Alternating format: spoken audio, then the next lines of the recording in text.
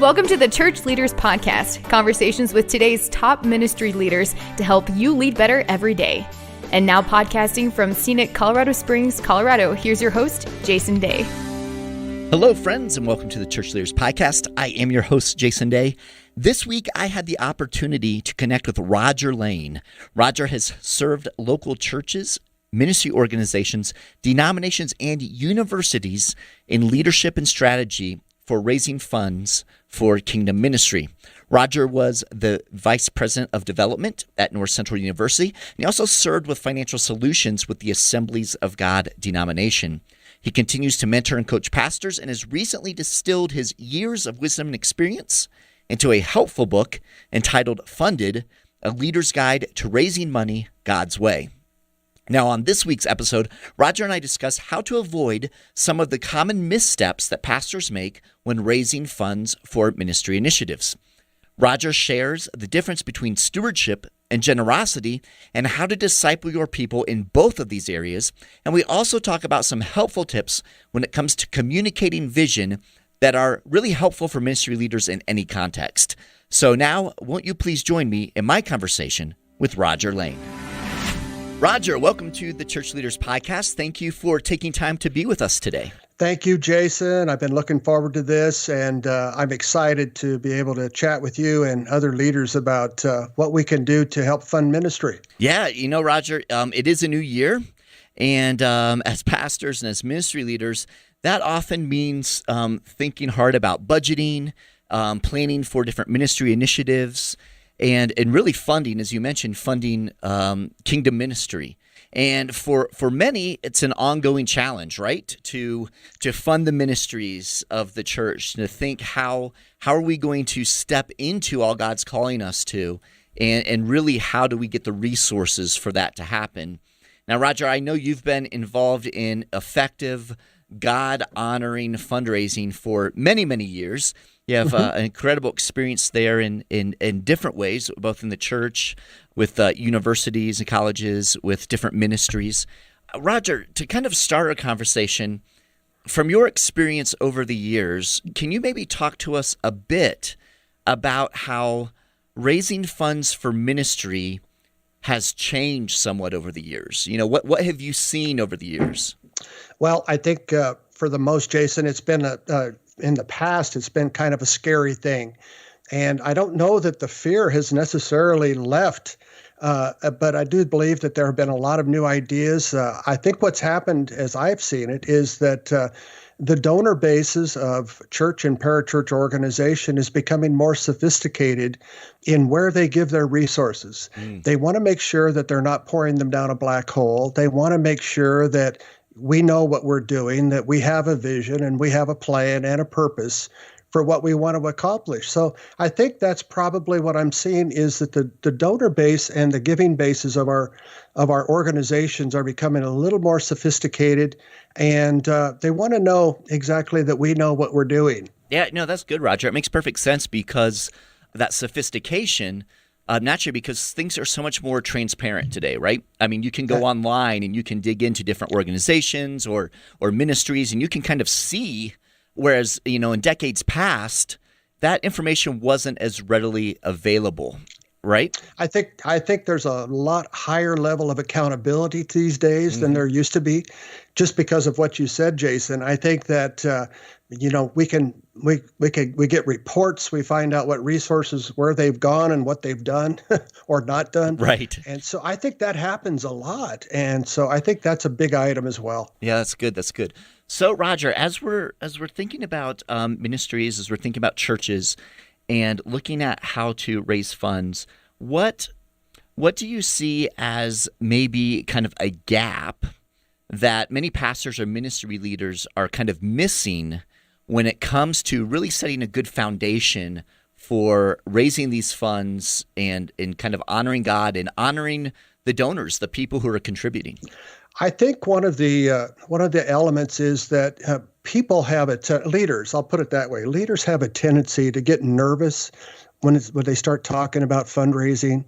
And so that nervousness can tend to cause us to lean to our own understanding. and to really begin to think that we've got to take this on, we've got to make it happen. We're the ones that have to orchestrate everything.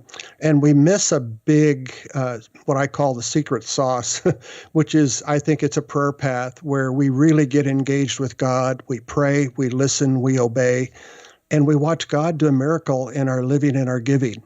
And I think that so many times leaders just jump right into this thinking we got to raise $1 million.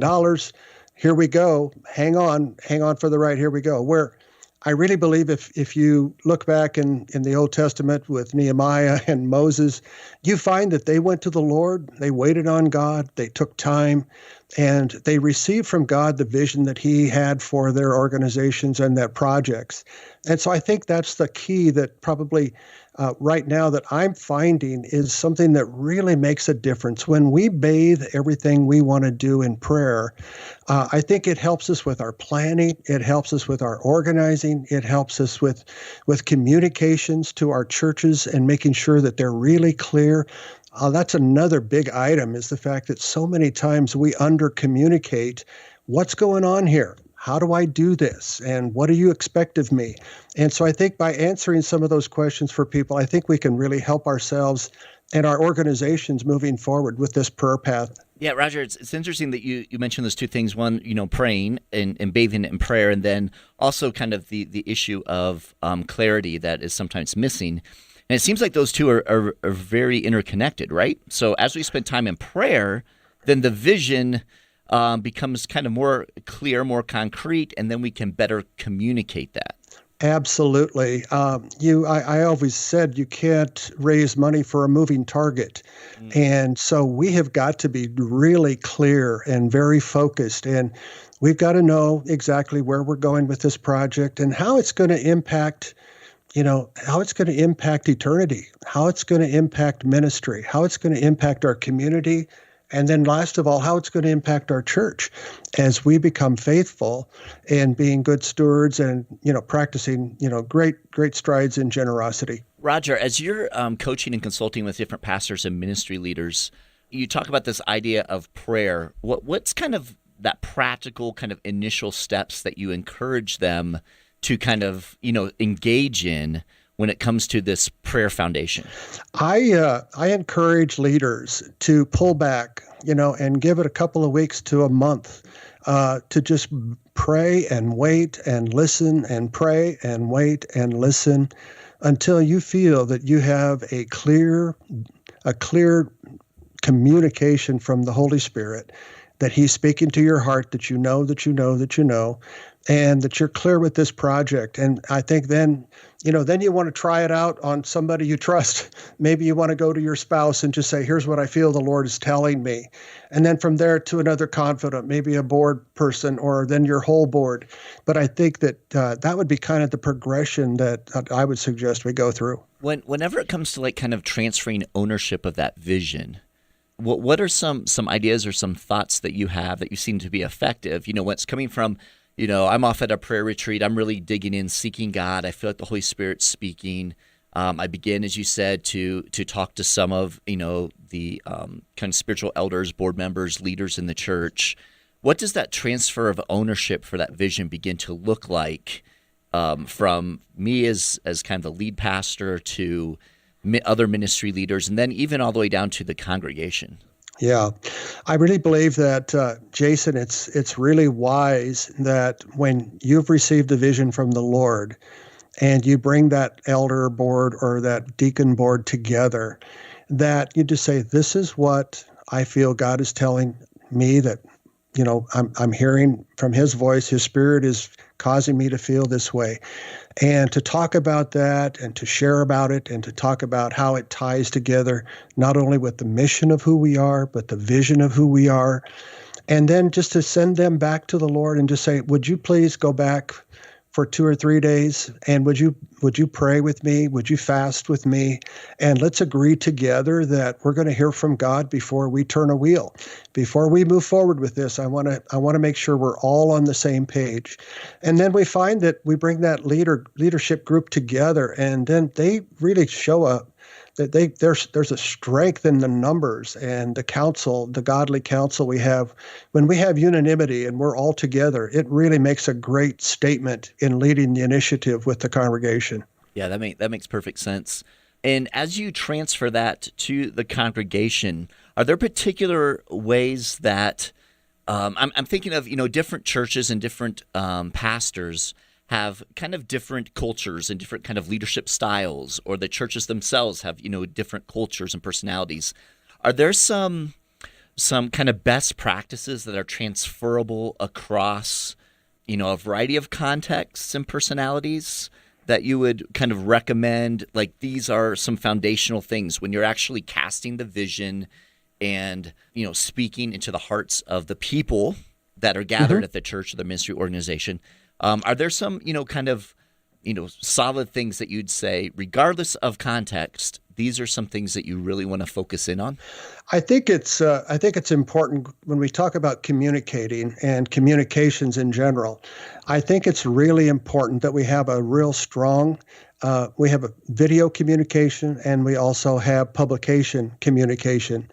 And I think it's very important for us to illustrate the visuals of what we're trying to accomplish anytime that we can. For instance, if you want to build a new building, show the people the floor plan. Get a video of a video walkthrough of what this looks like, and help them to begin to imagine the dream and what it might look like and how it's going to serve the church and the congregation. So I think those are pieces. When we talk about video anymore, it's amazing how it can assist you with telling your stories and communicating with people, the virtual tours, the walkthroughs, as well as then to be able to sit down and having live testimonials from individuals that can talk about the faithfulness of God and how they learned their journey of maybe not being a tither to becoming a tither, to a giver, to over and above giving. And then the biggest part is God's provision and how God has always taken care of us and giving glory to God for what he's done. I think preaching as well is important when we're communicating with the congregational audience, and that is to make sure that we're providing good history about how God through scriptures has provided for his people. And there's a lot of biblical stories, and I've put those in my book, Funded, that really help to illustrate that. But I think really helping the people to catch that. One of the other elements I love to do is what we call a PIE meeting. It stands for Pastors Information Exchange. And yes, we do have pie. You got to have pie. In my church, there's no meeting unless we're eating. That's one of the stories. So I think that's, but what we call them is pie meetings, and those are pastors' information exchange meetings where we take the congregation and we invite them to come to a meeting with the pastor and a board member or elder, and they roll out the project, and it allows them to have a forum to not only present the project, but to also let them ask questions. Now, what happens is those are groups of anywhere from 15 to 25 people. If they get too much larger than that, the conversation and the dialogue kind of bogs down a little bit or has a hard time getting going. But we want them to come together, and so we then ask them to come together. We present the overview. We give them the pastor's heart and passion and vision for what we're doing and why we're doing it and how he feels the Lord has spoken in his leadership role. And then as we progress on through that, we pray together. We ask the pastor would call them to pray at that particular time. Would you pray with me that God would help us to realize this vision and that we would all do our part? And then we have a small card that we hand out. It has 5 prayer requests on it. Number 1, pray for myself that I'll hear from God and what he would have me to do financially for this initiative. Number 2, I pray for my church that we will hear from God and do as God directs us to do, and we would obey his voice in what we should be doing financially. Number 3, to pray for the leaders of our church as they lead us and guide us on this journey. Number 4, pray for those that are helping to organize either construction, building, contracting, or whatever it be. Help them to be efficient, on time, and that we would be able to have safety for their lives as well. And then the last one probably is the most important one of all, Jason. Let's all pray for those who are yet to come and to find faith in Jesus Christ. That to me is the one that really catches the hearts. Somebody made an investment for you to find your way to faith.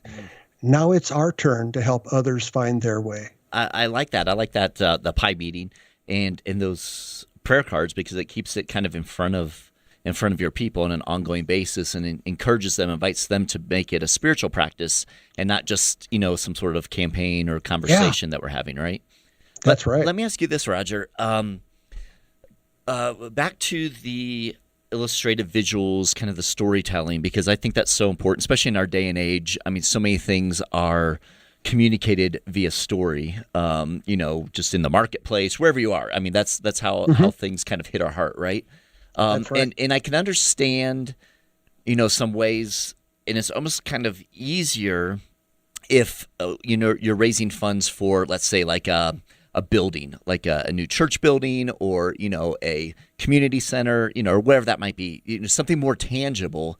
But what are some ways that you've seen churches kind of doing storytelling around ministry projects or ministry initiatives that aren't quite as tangible, more, kind of life on life ministry, those types of initiatives and projects? Because we see that more and more in churches. I mean, there's still always kind of building going on, but, there has been a shift in many ways to more kind of life on life ministry initiatives. So have you seen some things that have been particularly, helpful or effective? I was just visiting with a board last night from a congregation that are carrying a very large mortgage. They're handling it, but they really want to be mortgage free. And so when you start trying to raise money for a debt or for a mortgage like that, it's like raising money for a dead horse. It's really hard to do. Right. And so what we try to do is encourage people to be realistic, to spread that debt reduction out. Like, we're going to spread this one out over 7 years. Realistically, we're going to be paying off, $275,000 a year over 6.5 to 7 years. And to where we don't shut down the operation of the church while we're trying to get out of debt. And so I think that's the key, is the fact that we want to have some projects that really have sizzle with them. Sizzle is something that will excite people that they can see change, they can see things happen with it. And it's community minded. It can be missions globally or locally. It can be something to updates on the present facility that can make a difference that people can see and they can experience.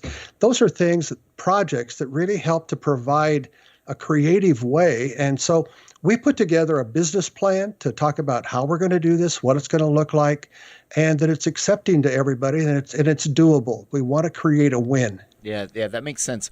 What have you seen as effective, like if a church is looking at saying they want to help fund some, global ministry initiatives, or they want to help fund, some things that deal with homelessness in the community, or some of those types of ministry initiatives? Have you seen churches rallying around those and putting together some effective plans to help in those types of ministries? Absolutely. I think that's anytime you can provide those kind of programs. I think there will always, we always say that money follows vision, and when you have a vision for the community, a vision for the world, neighborhoods, and even on those types of projects, I think those are just exciting. And I think that people really can rise to the occasion, can feel just great about that. I was just involved in a program this last week, and it was called The Best Christmas Ever. And we raise funds for people that are going through tragedies. The one we went to that we helped fund was a lady's husband was up putting Christmas lights on his house and fell off, landed on the driveway below, and was killed instantly. Oh my. And so we went in and provided love and generosity to the family. And so I think more and more we're seeing more of those kinds of projects. They don't have to be grandiose to be great, but I think that anything that will touch on the heartstrings of our people, we want to push them in that direction. Yeah, that's good. That's excellent. Roger, one of the things that you address in your book, Funded, is this idea, this difference between stewardship and generosity.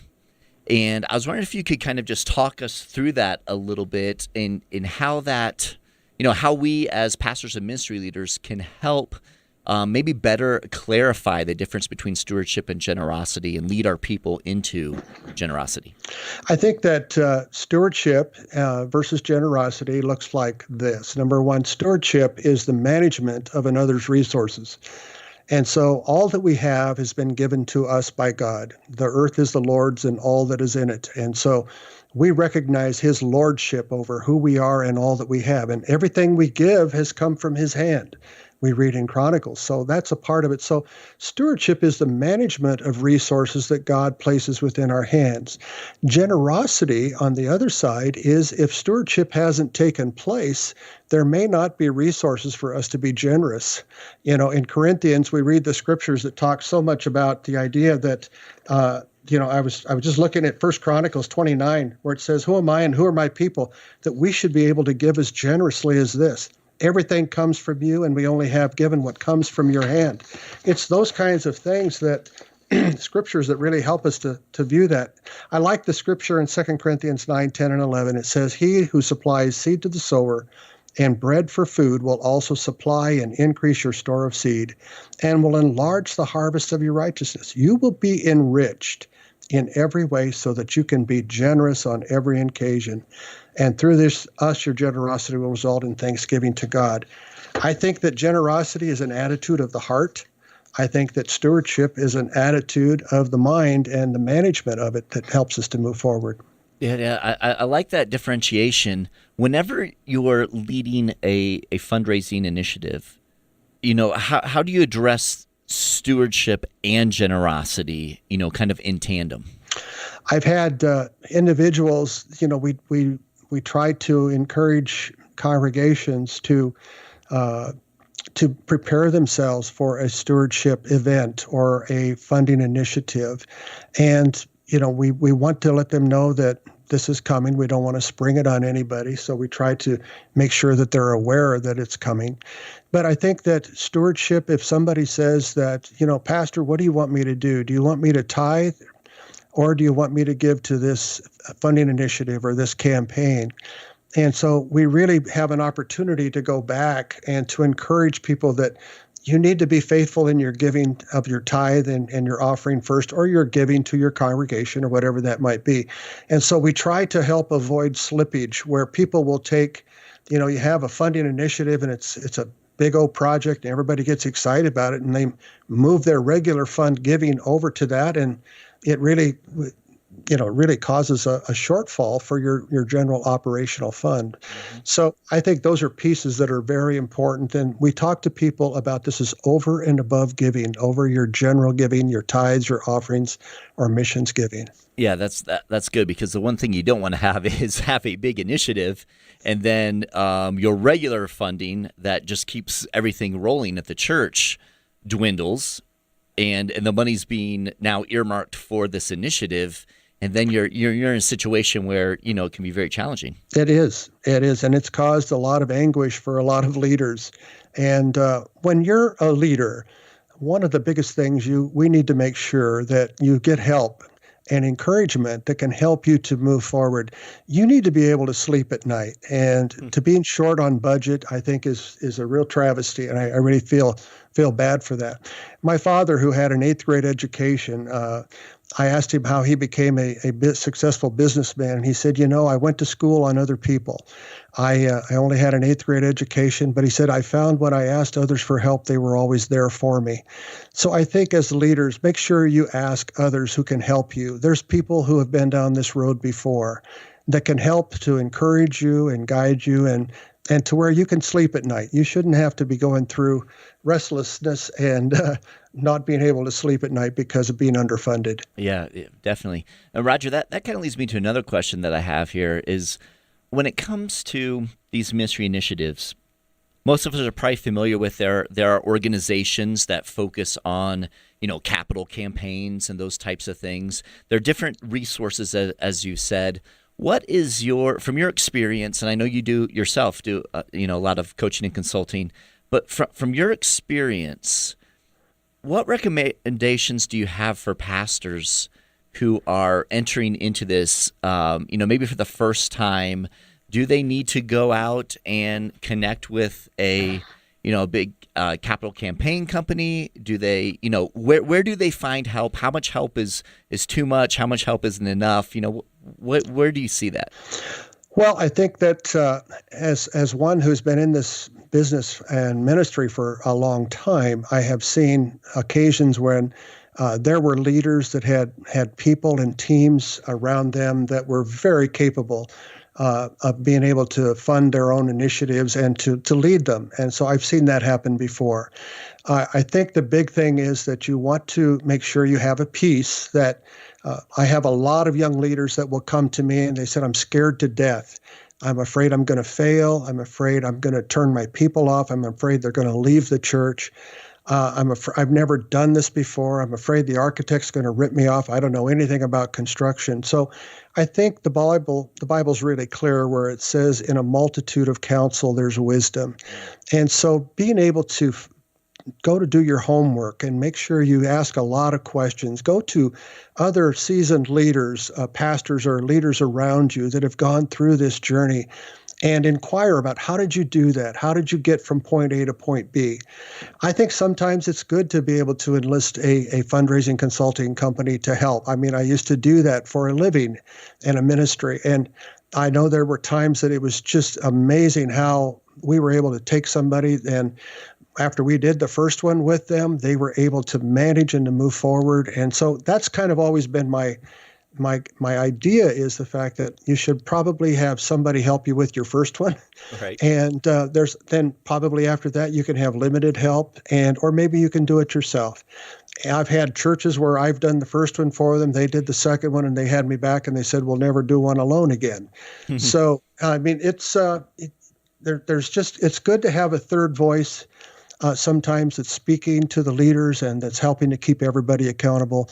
And obviously, anytime there's a fundraising initiative, everybody at the board or the people just say, Pastor, what are you going to do about this? And it winds up, he's trying to pastor the church. He's trying to feed the sheep. And now he's got this on his tray as well. And if he has no experience, it can really, really be difficult. Yeah, that's a great point, actually. And a great resource is the book that you've kind of distilled your years of wisdom and experience into this book, Funded: A Leader's Guide to Raising Money God's Way. And what I kind of really appreciate about the book is that it's not just kind of theoretical. I mean, you have the kind of foundational underpinnings, but it's very, very practical. I mean, you provide different kind of charts and bulleted lists as to how you can kind of approach walking through a ministry initiative that isn't just about raising money, but it's about developing disciples in their stewardship and generosity, which I think is super key because I don't know any pastors who felt called to come into ministry just to raise some money, right? That's right. I used to work at North Central University, and it was a Bible college when I was there, but so many ministers go through training, and this is one thing I would hear in the field all the time.